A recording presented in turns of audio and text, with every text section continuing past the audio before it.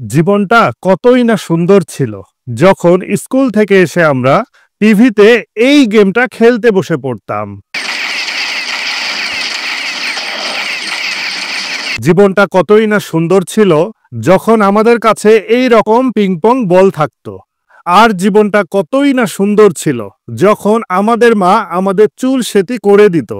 এবং জীবনটা কতই না সুন্দর ছিল যখন আমাদের ঘরে এই রকমের একটা ডালডার বয়ম থাকতই থাকতো। আর হ্যাঁ, জীবনটা কতই না সুন্দর ছিল যখন চাঁদ রাতে আমরা এই রকম করে ফুলঝুরি ঘুরাতাম। এবং জীবনটা কতই না সুন্দর ছিল যখন আমরা হাতে এইভাবে স্টিকার লাগাতাম। আর জীবনটা কতই না সুন্দর ছিল যখন আমরা এই রকম পাইপ আইসক্রিম কিনে খেতাম। সত্যি বলছি, জীবনটা কতই না সুন্দর ছিল যখন আমরা টিভিতে আলিবাবা 40 চোর দেখতাম।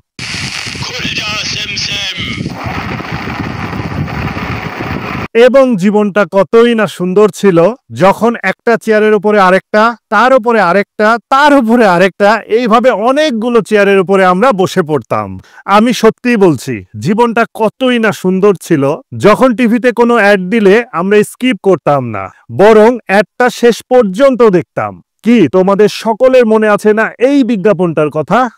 আমি সাইফুল, তোমার হাজবেন্ড। এতদিন পর আসছে সময় হলো তোমার? আসছে, আমি সাইফুল। যাও বাজা নিয়ে আসো।